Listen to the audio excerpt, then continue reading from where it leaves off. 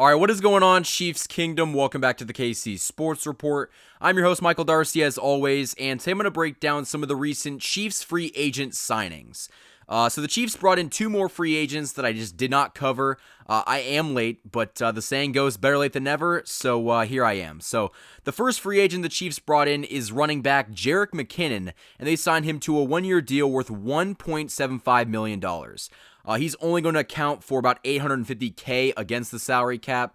So we're basically signing this dude to a vet minimum, which I like. Don't get me wrong. I think that he's got a lot of talent. Last year, he spent with the 49ers. He played in 16 games, started 4 of them, and he had 572 scrimmage yards, and he rushed for 5 touchdowns. So for a backup, I like this signing. It's a good move for depth, but I wanted to talk about this in this video, and I just wanted to throw this out there.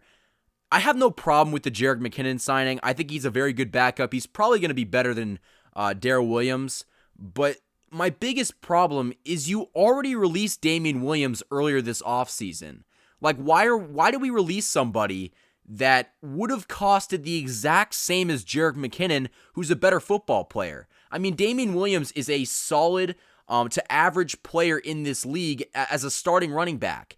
And you just got somebody who's a good backup. Don't get me wrong, with the Vikings and the 49ers, he showed flashes of being a good running back, but you already had somebody that could have stepped in and filled that number 2 role to Clyde. Because let's be honest here. I mean, Jerrick McKinnon's good, but he's not taking over for Clyde. I mean, the job is literally Clyde Edwards-Helaire's. Maybe Jerrick McKinnon could be a good 1-2 punch with Clyde, but I mean, let's be honest here. He's going to be the number 2 back on this team, assuming he can even beat out Darrell Williams. So that's my biggest problem with this. It's like, Brett Veach, I understand that you want to find new talent and you want to find guys that can help this team out, but you already had some talent in Damian Williams and you let him walk.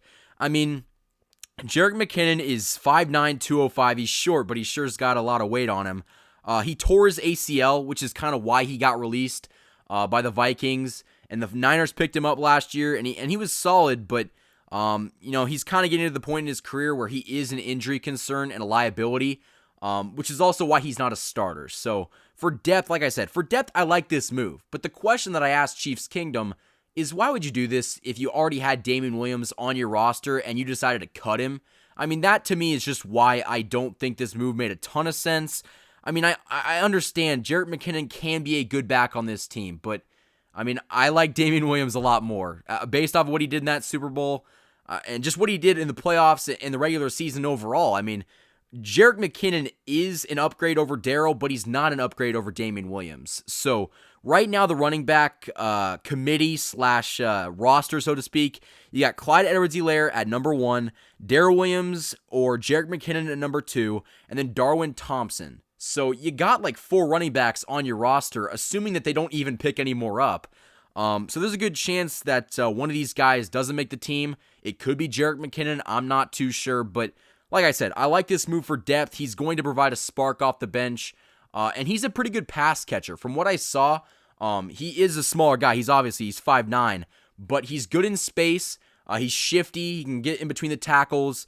In the tape that I've watched of him, he's very good at exploding through the first line of the defense and kind of getting past those linebackers. Obviously, he gets tackled by the secondary, like the corners and the safeties. But from what I've seen of him, he's a good runner. He's fast. He's shifty. Obviously not a bowling ball because he's so short and he's not that heavy. But I think that he's going to be a solid addition to this team. Now, the next player and the final player in this video is safety Will Parks, and the Chiefs signed him to a 1-year deal worth $1.13 million. Now, this is a good move for depth.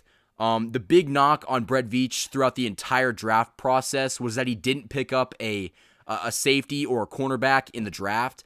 But in my opinion, the class this year for secondary guys was pretty weak. So to fix that need and to address it, Brett Veach went out and signed a guy in Will Parks that's a former Bronco, a former Eagle. He actually played for both the Broncos and the Eagles last year. He played like 6 games with the Eagles, or I think he only played actually 3. But he was there for 6 games. They cut him. The Broncos picked him back up, and he was solid the rest of the way. But he's really not going to be a guy that's going to impress a lot of people. He's mostly just for depth. He kind of reminds me a lot of Antonio Hamilton. He's very good on special teams. That's a very good addition to that unit because the Chiefs lost Antonio Hamilton this offseason. I think that Will Parks can kind of step up in that region on special teams. But I also think that if you needed your number 3 safety, he could take over for Daniel Sorensen. I'm not saying that he would because, quite honestly, I think that they like what Dan can do, and he's familiar with this system. They brought him back. And I think that at this point in Parks' career, he's probably going to be a bench guy, but I think that he will add depth. I mean, the Chiefs could for sure use somebody that they can swap in and out with Daniel Sorensen. And the Chiefs like to run those 3 safety sets. So I think that could be a good use of him. And I compared him to Antonio Hamilton. In a way, this is also like Tedrick Thompson last year. So this guy is not going to get a ton of playing time unless an injury happens or they just really like what he's got to offer and he explodes in camp. But I think that this is a good depth move, and this team just needs depth at this point. You got the starters all in a row. You basically just need guys that can come off the bench and do their job and provide something if somebody goes down or when they're called upon. And that's why this Chiefs team's so good. I mean, Brett Veach continuously finds a way to find guys for depth. Last year, he noticed that the offensive line wasn't as full as we would have liked it to be. So this offseason, he got offensive linemen on top of offensive linemen. So he's kind of doing the same thing with that secondary this year. So right now, I think as it shapes up, you got Tyrann Mathieu as your safety number 1. Obviously, no shock there. You got Juan Thornhill at number 2. You got Daniel Sorensen at number 3. And you have Will Parks at number 4. But again, they could put Will Parks at corner. He's flexible. He's fast. He's an energetic guy. I've heard he's a great teammate. He's a divisional rival guy that we brought in, so you'll love to see that. I know Broncos fans were not too happy with him signing with us, but you should know this, Broncos fans. All the good players come to Kansas City. So I like that signing for depth as well, and I think that both of these players are going to get a chance to do something in 2021. Now, it might not be the monster impact that a lot of Chiefs fans think that these guys can have, but something is better than nothing. And these are very low risk but high reward capability signings. I mean, again, you're paying these guys a combined $2 million, basically 2 vet minimum contracts.